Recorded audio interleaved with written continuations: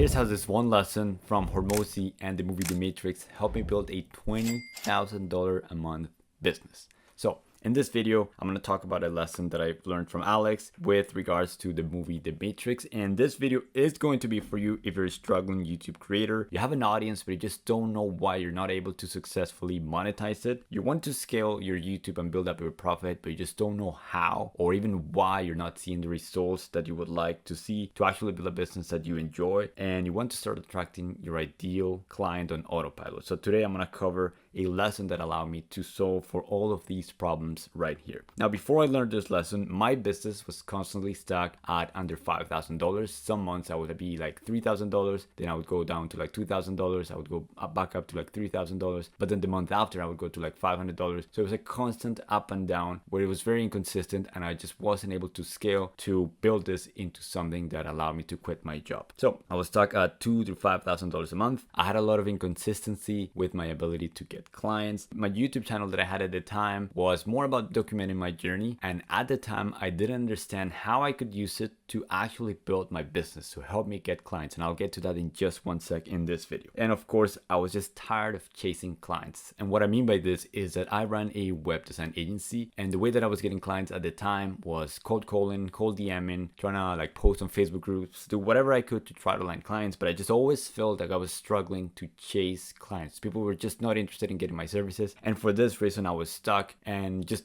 didn't know how to grow my business. At the time, because of the reason that I was stuck, I was watching a lot of content from Alex Hormozi, and there was this one podcast, it's also a video that you can go watch after watching this video, and the person interviewing was asking about a lot of questions about brand, and there was this one idea or this analogy that Alex made that completely transformed the way that I saw business overall and the way that I saw the power of brand, which is the lesson that I wanted to share with you today. So in the movie The Matrix, there's this one scene where Neo is walking with Morpheus, and Neo asks, "Are you trying to tell me that I can dodge bullets?" And then Morpheus says, "When you're ready, you won't have to." And when Alex said this with regards to brand and what it can do for a business, it completely blew my mind. And the explanation behind this was because the interviewer, which in this case I'm just putting as myself, was mentioning all these problems that himself and other businesses that he's talked to have. And Alex was saying, there's these businesses that always focus on how to get better conversion, how to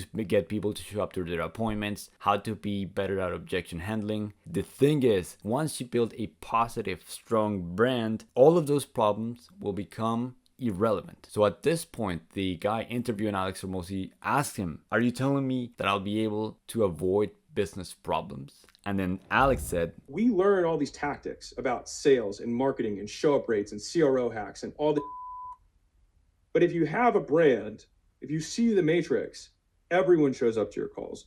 No one has price objections. Everyone is excited and refers their friends." And when he said that and he broke down the power of a brand, I walked away from that video with a completely different understanding and priority about what I wanted to do with my business. Now, my main takeaways from this video is that I was trying to individually solve for rejections when I was cold calling or cold DMing my clients, my no-shows, so even if I did book a call, people were not showing up. Price objections, because I was building websites, is often seen something that is commoditized, so because of this, people were just not willing to pay what I wanted to charge. I feel like I was underpaid and often overworked as well, and I was just dealing with cheap customers. So what Alex was saying is, if all you did was focus on building a strong, positive brand, all of those problems that you're facing in your web design agency and you might be facing in your own business right now are going to go away. So at this point, I knew instantly after watching that video that I needed to build a business where those would be relevant, and I would do that by building a brand. Now at this point you may be thinking, okay, I kind of see why this would be important, but I just don't know how this looks like in practice. So no worries, I'm gonna give you a couple of examples in this video. First, I wanted to show you how Nike, the way that they pair themselves up with winners, has made it so that their brand is now by default associated with winning, with championships. So when you think of Nike, you often think of Michael Jordan, Tiger Woods, and in my case, I'm a huge tennis fan. Whenever I think of Nike, I think of Rafael Nadal. So what these guys have in common is that not only are they good athletes, they're high performance, they're champions, they're winners, they have a winning mentality. So subconsciously, because Nike has spent a lot of their money associating themselves with these athletes, sponsoring them, like essentially giving them money so that these athletes would wear Nike's apparel, or even in some cases create their own brands within Nike. Nike has by default in the general public's mind the brand that represents winning, championships. So when you think of Nike, you often think of champions, of winning, and that is what a power of brand can do. So the key here is that Nike has been very deliberately about the type of people or associations that they want to make in the market's eyes. So what this means is that now for Nike, it's going to be easier for them to charge higher prices. It's going to be easier for them to drop a shoe and for that shoe to become an icon right away because it's associated with winning. The same way, if you've ever watched the movie Air Jordan, or Jordan, I don't actually know the name, but I'll put it on screen right now, where they went above and beyond to try to sign Michael Jordan because they knew that once that shoe dropped, it would create an entire movement. It wouldn't be just them dropping a shoe, it would be them with the power of what Michael Jordan represented, dropping a product that would feel like winning. So even if the shoe was, let's say, a little bit more expensive or whatever it may be, all of those problems would become irrelevant because of the fact that what that shoe represented or what it was associating in the market's eyes was something that like just was different than anything else. So after that video that I watched from Alex Hormozi talking about brand and the Matrix analogy, I called my brother and I told him we need to stop everything that we're doing. So we're cold calling clients, all that stuff. We're gonna stop that because that's not what's going to get us to the next level. I think, based on the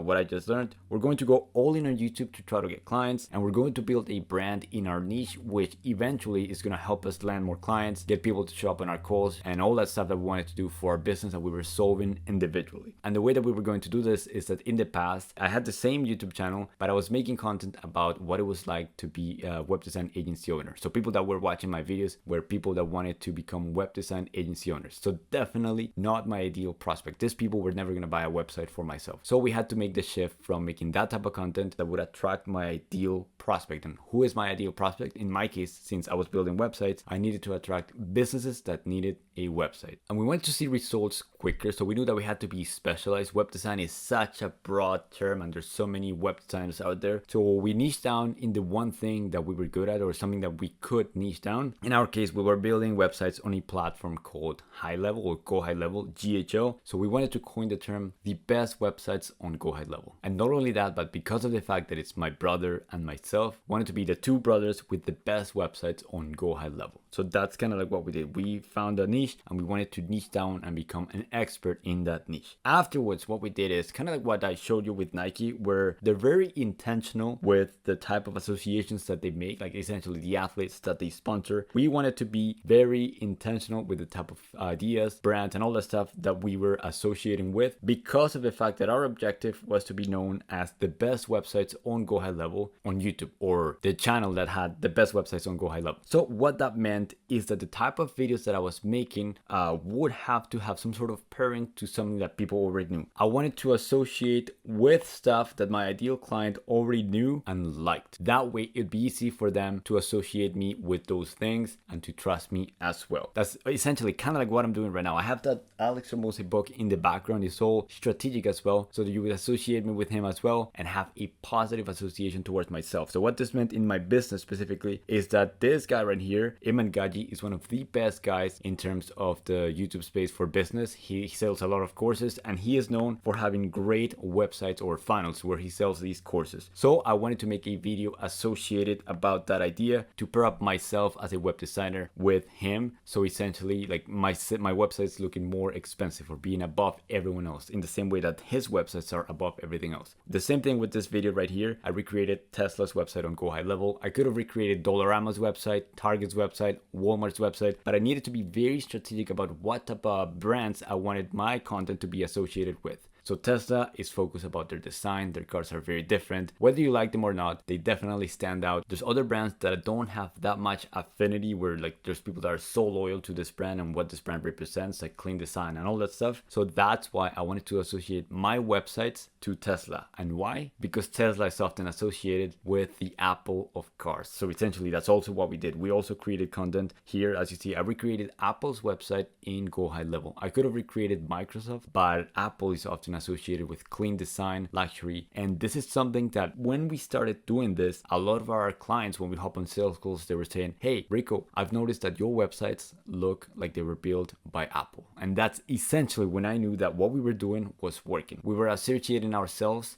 with stuff, ideas that our ideal prospect already liked or recognized. The fourth step is that we stood out by carving our unique style, and this regards with our content, our thumbnails, and all that stuff. And I might make more videos in this specifically, but you see here at a clear glance, all of my thumbnails here have this style that is using the same font. I have here, for instance, the Go High Levels logo, so associating myself with a platform that my ideal prospect is already using, and my content. At the same time, you see that here where it says in 27 minutes, on Go High Level, in Go High Level, design like a pro. Those right here are a black text on a yellow box. So I remember some of my clients when I hop on sales calls saying, hey, I just know that when I see that yellow text, I click on that video before even reading that it's posted by you. I know it's posted by you because of the style of thumbnail that you're using. So that's all clues that my prospect was giving me. So long story short, after we built a brand on YouTube, posting more videos and being very intentional about our content, this completely transformed our business. We went to 3 to 5K months to scaling to 10 and then 20K months. We started attracting our ideal client. People actually started showing up on our calls. Before we had to send a bunch of emails, reminders, all that stuff. We also were able to charge higher prices, and we did commoditize our offers. So in web design, often people say, oh, it's something that's commoditized, it's a service. Most web designers are going to charge X amount because of the fact that we had a strong brand and we were positioning ourselves as the best and expensive web design agency. People walking into these sales calls and on our sales pages and all that stuff kind of already knew that it was going to be a little bit expensive, and they were okay paying that because of the intentional associations that we had done up here. So with these concepts from Alex Hormozi and The Matrix, we built this YouTube channel that you see has 4,500 subs, but actually made us $28,000 last month. So this one thing was ultimately what transformed my business, and is the lesson that I wanted to share with you in this video. Now, in your own business, you may be thinking, okay, Rico, this is cool, but how can I actually apply this for my own business? Some questions that I would invite you to ask yourself is, what do people remember about me when they watch my videos? What problem or niche do I own in my audience mind? So for instance, Hamza, when I think of Hamza, I already know he's helping young guys with masculinity, like self-improvement, all that stuff. Whether you like him or not, that is what he has specifically associated himself with. And then the last question would be, what is my content associated with in my audience mind? So I want to give you this other example. This guy right here, you may know him, is